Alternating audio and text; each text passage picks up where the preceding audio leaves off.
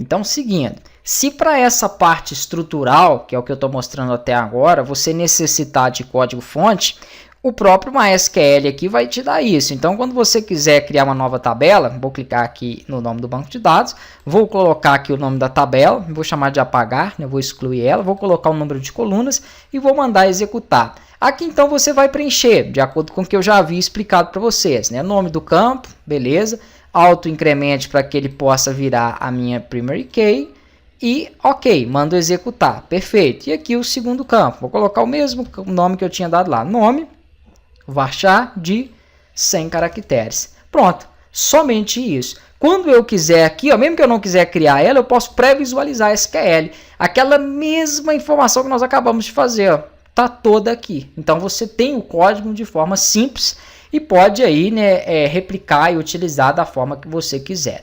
Não precisa fazer isso para poder criar essa mesma tabela ou esse mesmo recurso em outro computador. Depois eu vou mostrar para vocês as opções de exportar e importar que existem aqui, onde eu posso tanto exportar todo o banco de dados ou fazer de forma independente por tabela. Não somente essa parte de criação, ok? Eu vou aqui guardar, por exemplo, a tabela.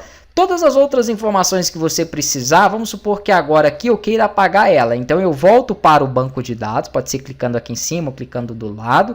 E aqui eu tenho uma opção de eliminar. Vou mandar eliminar. Então aqui ele vai me avisar, né, que eu estou prestes a excluir uma tabela, ok? Vou mandar aqui então ele excluir. Perfeito. Está excluída a minha tabela e eu consigo então aí trabalhar essa estrutura. Tabela introdução, vamos entrar aqui nas informações dela. Quando eu entrar na minha tabela introdução, né, aqui eu tenho uma opção em mais que é para, por exemplo, trabalhar com as operações relacionadas a essa tabela. Dentro das operações eu poderia mudar o nome dela. Então vou renomear, por exemplo, para usuários. Pronto. E vou mandar ele executar. Assim que eu executo, ele faz uma alteração nela e me mostra aqui a consulta que foi necessária. Rename table, né, o nome aqui do meu banco de dados, nome da tabela, to, ou seja, para o novo nome que eu inseri. Então é muito simples. É claro que depois, quando vocês forem trabalhando com esse tipo de consulta, caso você queira fazer via código, você vai acostumando, porque toda vez que você for referenciar a tabela, você tem que colocar antes o nome do banco de dados e depois o nome dela. Sempre separando eles por ponto e sempre que for um caractere, né, uma string, inserindo entre crases, ok? Então sempre vai manter essa estrutura. Como eu já disse, não vejo vantagem nisso para estruturação do seu banco de dados. Você pode fazer tudo aqui através da estrutura aqui do MySQL, né, com os recursos, e somente a parte que eu vou explicar para vocês agora, que é o chamado CRUD, né, que é CRUD, que é basicamente consulta, né, registros aqui de dados que nós vamos ter dentro do banco de dados, update, que é para atualização, e D, que é para deleção. Então nós temos aqui essas opções que são o chamado CRUD, que nós podemos aí trabalhar para manipular as nossas tabelas. Por exemplo, eu não tenho nenhuma informação ainda dentro do meu banco de dados. É claro que se eu for inserir um usuário, vamos clicar então sobre a tabela de usuários, né, e quiser fazer isso pelo banco de dados, eu não faria pelo SQL.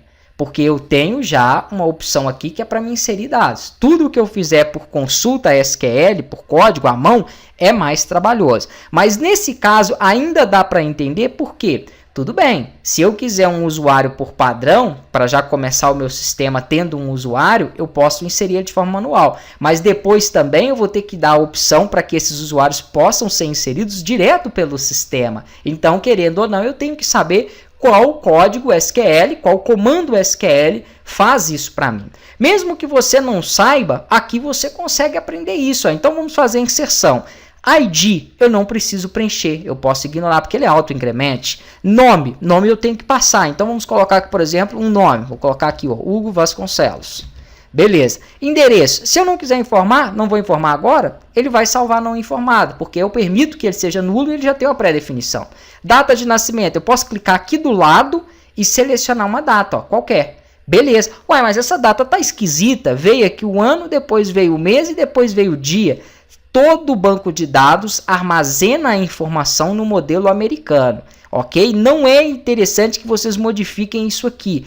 ela só vai ser modificada, na verdade, quando você receber esses dados. Eu vou falar mais disso já já. Vamos colocar aqui uma senha qualquer, né? Vou deixar ele ativo mesmo, então não vou colocar nada, porque ele já salva A, e vou mandar executar. No momento em que eu cliquei em executar, o que ele faz? Olha que interessante, ele me mostra aqui o resultado do SQL que foi executado aqui, né? E eu tenho todo o comando do insert. Então, quando eu precisar lá no meu site de criar um botão ou algo que insira novos usuários, eu já sei qual a consulta que eu tenho que passar para ele. Então é muito, muito tranquilo, né? Nós podemos trabalhar aí de forma fácil com essas informações, tendo aí recebido essas instruções pelo próprio MySQL.